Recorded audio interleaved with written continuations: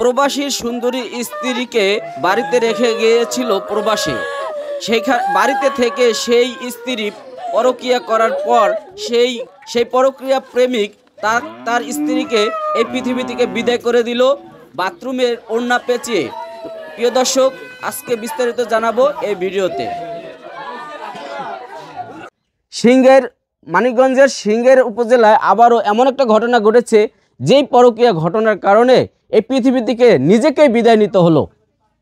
এর আগে আপনাদেরকে দেখিয়েছি এই পরকীয়া প্রেমিকের কারণে নিজের শাশুড়িকে পৃথিবী থেকে বিদায় করে দিল। আরেকবার দেখিয়েছিলাম যে শ্বশুর শাশুড়ি দুজনকে পৃথিবী থেকে বিদায় করে দেওয়ার চেষ্টা করেছিল, শাশুড়ি পৃথিবী থেকে চলে গেছে। এখন আবার চলে আসছি এমন একটা জায়গায়, সেই জায়গায় প্রেম করে নিজে এই পৃথিবী থেকে চলে গেল সেই প্রেমিকদের হাতে।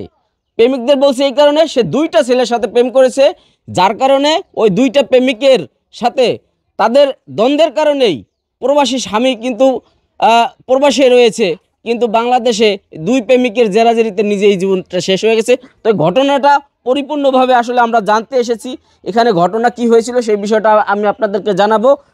আমি, আমার বোন আর ও চাচাতো ভাবি মেয়ে।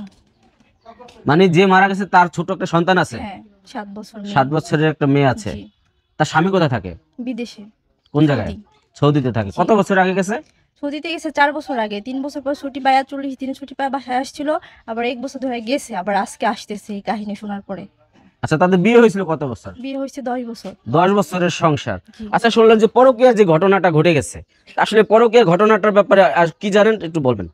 আসলে ও পরকীয়ায় লিপ্ত হয়েছে এটা আমরা জানছি 3 থেকে 4 মাস আগে। এর আগে আমরা জানতাম না।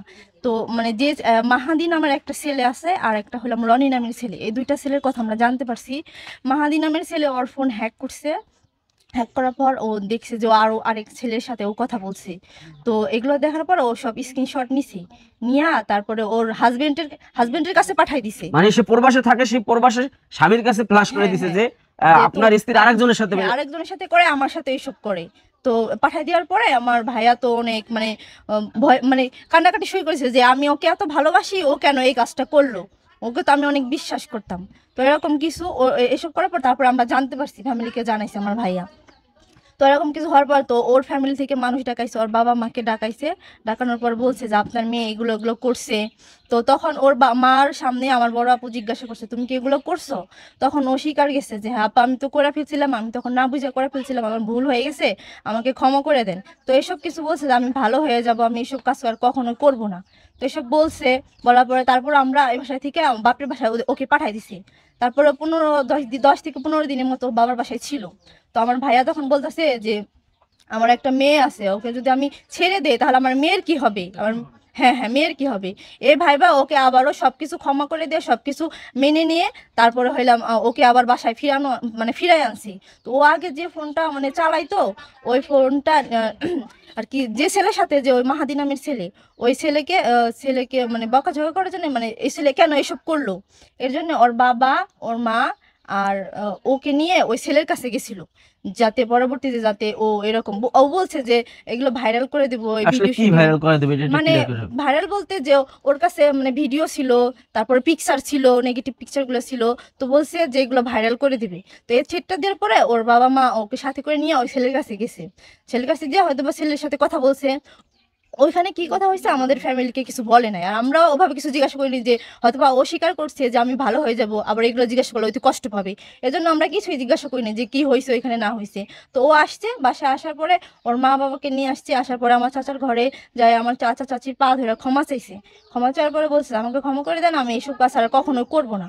তো আমার ভাইয়া ওকে মেনে নিছে, ঠিক ভালোভাবে মেনে নিছে। ওর কখনোই ওকে আর অন্যরকম ভাবে কোনো কথাও বলে নাই, যে মেয়ের দিকে তাকায় ওকে মেনে নিছে। মেনে নেওয়ার পর ওই মোবাইলটা ফ্লাশ মারে ওই মোবাইলটা আমার কাকিয়ে দিয়ে দিছে। পরবর্তীতে ওর জন্য নতুন একটা স্যামসাং ফোন, ভাইয়া বলছে যে 70,000 টাকা দিয়ে ফোন কিনছে, ওটা বিদেশ থেকে ওর ছোট বোনের হাজবেন্ডের মাধ্যমে আর বিদেশ থেকে ওটা পাঠাই দিছে। নতুন ফোনটা ইউজ করতেছে, 1 থেকে 1.5 মাসের মতো হবে ইউজ করতেছে। তারপরে হইলাম এখন ও এই ফোন নিয়ে যে কারোর সাথে কথা বলে কিনা সেটা ও বলছে ভালো হয়ে যাবে। এখন ও 5 ওয়াক্ত নামাজও পড়ে, তওবা করছে যে আর প্রেম করবে না। তারপরে তো আপনারা বিশ্বাস করছি হ্যাঁ ও ভালো হয়ে গেছে যেহেতু। তারপরে এখন ও এই ফোন পাওয়ার পরে ও যে কারোর সাথে কথা বলতো কিনা তারপরে আমরা আর কিছু জানতাম না।